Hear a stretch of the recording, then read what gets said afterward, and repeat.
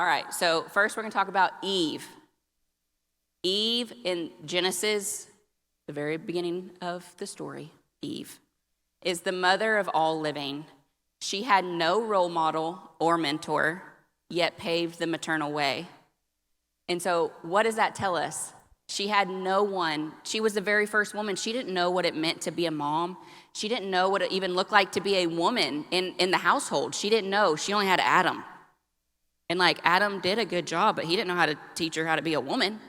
So she had no frame of reference for what to do. And so I think a lot of times we overlook that because we look at it from our perspective now and think what we would do because we know the end of the story, right? But if we put ourselves in the story of Eve, I would be going, oh my gosh, what am I going to do? How do I do this? How do I serve a home, right? And so I think sometimes we can learn from her story that we as women give up on ourselves so quickly because maybe we don't know everything that we're supposed to be doing. Maybe we didn't have a mom to teach us. That's very real today. Maybe our mom passed away, or maybe she was absent. Maybe we try to get mentors and role models to help teach us, and it never seems to work out. Eve teaches us that we can have faith in the unknown, that we can do it, even when we don't understand, even when we can't see, and even when mentors, moms, anybody that fill in the blank with anybody that you look up to fail us. And so my question to you today is, from Eve, can we say, just like she said, that God's mentorship is enough for us? Can we say that? It doesn't matter if we have anybody else that's going to climb with us on this ladder of life or not, that he is enough for us. So the takeaway I want you to take away from Eve is Eve had faith in the unknown. We're going to move on to Sarah, right? Sarah was the wife of Abraham. Last time I spoke, we talked a lot about Sarah, so I'm going to just shorten this a little bit because you guys are probably already familiar with her. But Sarah went from being barren to being the mother of an entire nation. So I think one thing that we overlook in Sarah and Abraham's story is quite similar to Eve's, right? We knew by this point how to be a mom or how to be a wife or how family was represented, but they had no idea what a nation was. They had no idea.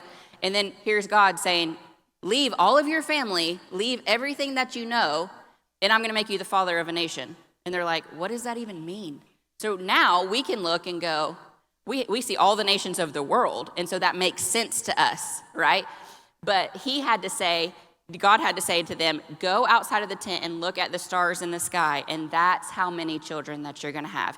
And he chose to use a barren woman to make that a reality, right? And so how often can we become like Sarah sometimes? Because God takes us on journeys that are longer than we anticipated, right? Because she had to wait so long. And we find our place we're like uncertain. Does God still have a plan? Does he have a purpose? You told me that you were going to do this, but I'm not seeing any fruit of it. Where are you? Sarah, at 90 years old or something of that nature, gave birth to a child. Okay? I just saw my sister yesterday, and I was picking on her about having another kid because we seem to do this thing to where if one gets pregnant, the other one does, because we just keep having kids back and forth. I am not pregnant, okay? That was not an announcement. But I was picking on her. I was like, Lindsay, you need to have another kid, because we were talking about baby names, and she was like popping off all these baby names that she has now. And I was like, Lindsay, you need to have another kid. And she said, I am 41 years old. I am not about to have another kid. So she is 41, and she couldn't imagine or fathom having a kid. And Sarah is 90. Just let's get that into perspective. I don't know if is there a 90-year-old in here? Okay. So what did Sarah teach us? Through Sarah, we learn to have faith in the wait. Faith in the wait.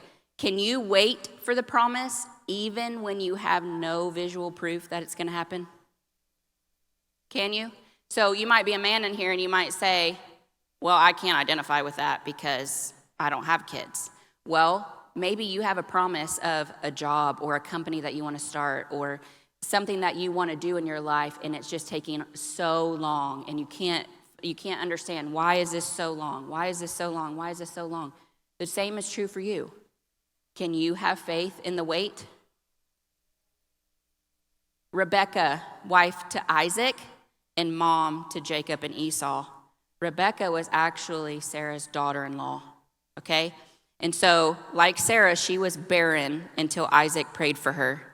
So I'm going to stop right there for just a moment because I felt like that portion of Scripture was so important, okay? Because she was barren until her husband prayed for her. Who you marry matters. And once you are married, you need to be okay to be vulnerable with your spouse because sometimes you need their prayer and their blessing, okay? And so Rebekah, barren, but she got the generational blessing from Isaac just because she was married to him, right? Because Sarah was barren, gave birth to Isaac, right? What was the promise to Isaac? Same thing, right? And so that he would be a father to many, right? Well, then he marries a wife, barren. How is that going to come to pass? Okay. And then all he did was pray for her, and she too inherited the generational blessing. That wasn't from Rebekah, that was from him. So it doesn't matter which gender you are in your home. What matters is that when you are equally yoked together and you are married, that you have to be in full covenant and full vulnerability with your spouse so that when they pray for you, you too can inherit the generational blessing from their family. That matters. And if you're not married, it matters who you marry, because if you want a generational blessing, you better make sure you're getting a blessing and not a curse. So it matters. So Rebekah's story was full of ups and downs, mostly in her ability to forego the traditions of the time in which she was living. You know, back then, submission was the name of the game, right? Particularly for women. All you had to do was submit and be quiet, submit and be quiet, submit and be quiet, okay? And I don't know how many of us would do today in that culture. But submit and be quiet, that was that. Well, Rebekah had an assertive personality. And so sometimes that worked in her favor, but other times, not so much. But here's what she taught us. Even through every mistake that she made, all of the crazy that she did with her children, through all of that, here's what we can learn. She had faith to forego traditions. She had faith to forego, this is what the world says about me, but this is what I know I can be. So can you stick with your faith long enough to see new traditions birthed, even if you may not see it in your lifetime? Rebekah never saw it in her lifetime, that it was okay for women to have a voice. But she had one, and so her faith kept her along the way. Okay, Jochebed, Mama Moses. Morgan's laughing at me. Okay, so in all of my study this week, I was most intrigued by her. And in my opinion, she was probably the most underappreciated mother in the New Testament. And you say, why do you say that? Because she had to literally set sail to her most prized possession. Any of your moms ever thought about putting your baby in a basket and sending it down Lake Hefner? Not me. I mean, as sometimes as aggravated as my kids make me, I never thought to myself, let me send them away down the lake by themselves, right? But she had to, because at that time, I'm sure she asked these questions. God, why would you have me to have a son when you know just around the corner they're about to kill all the males? She could have had a girl. right? But she didn't. But she, in her motherly instinct, knew that he had a call and that he was set apart. So rather than hiding him and doing a 50-50 chance of death, she sent him away knowing that God was going to meet him on the other side, right? And so when she did that, what did she get in return? She was able to nurse him and help raise him just in Pharaoh's house, right? So what does she teach us? She teaches us the let go and trust kind of faith, okay? Her faith to let Moses go not only kept him alive, but by God's divine goodness, she was still able to care for him. Only God works that way. Only God would say, trust me enough to release him so that he doesn't die, and then I'll bring you back into the picture and let you still mother him.